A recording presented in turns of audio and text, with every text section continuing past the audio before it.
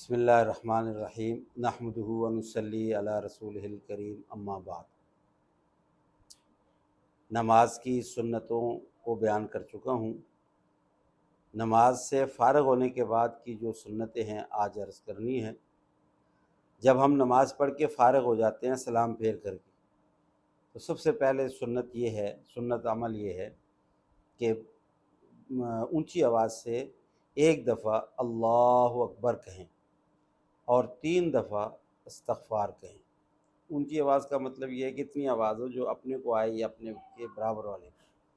اللہ اکبر، استغفر اللہ استغفر اللہ استغفر اللہ، یہ سنت ہے۔ دوسرا،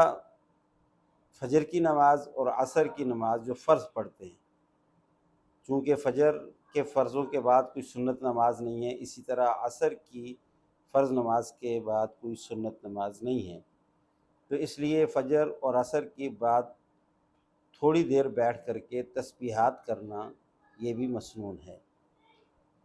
کوئی بھی تسبیح کر لی جائے، خواہ وہ ہم تسبیح فاطمہ جسے کہتے ہیں 33 دفعہ سبحان اللہ، 33 دفعہ الحمدللہ، 34 دفعہ اللہ اکبر، یہ تسبیح پڑھیں، یا سورہ فاتحہ اور 4 قل پڑھ لیے جائیں، آیت الکرسی پڑھ لی جائے، یہ سب مسنون ہے، یا لا الہ الا انت سبحانک انی کنت من الظالمین، یا سبحان اللہ و بحمدہ سبحان اللہ العظیم، یا سورہ حشر کی آخری آیات ہیں۔ تو جو بھی تسبیحات پڑھ سکتے ہوں اور جتنی دیر پڑھ سکتے ہوں پڑھنی چاہیے، یہ سنت بھی ہے اور اس کا بڑا اجر اور ثواب بھی ہے۔ اس کے علاوہ جو 5 نمازیں ہیں،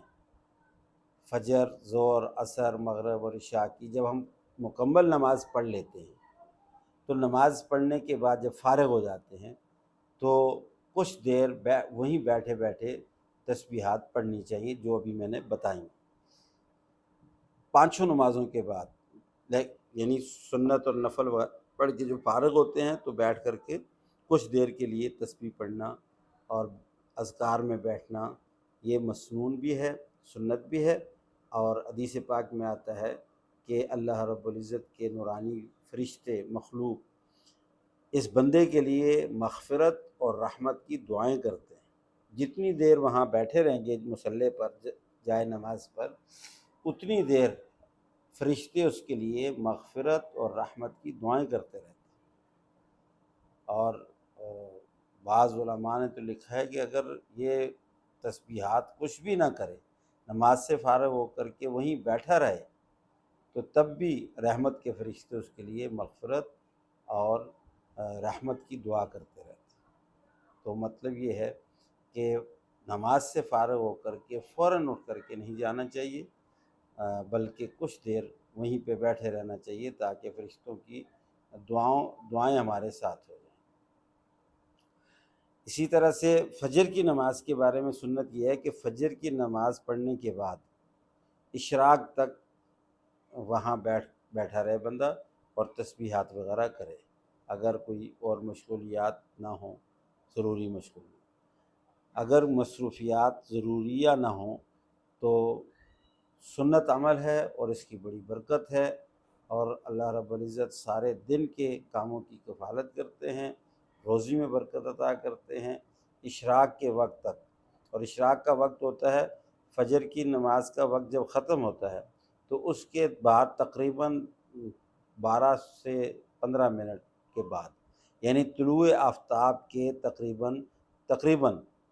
12 منٹ یا 15 منٹ کے بعد، یعنی احتیاطاً 15 منٹ سمجھ لیں،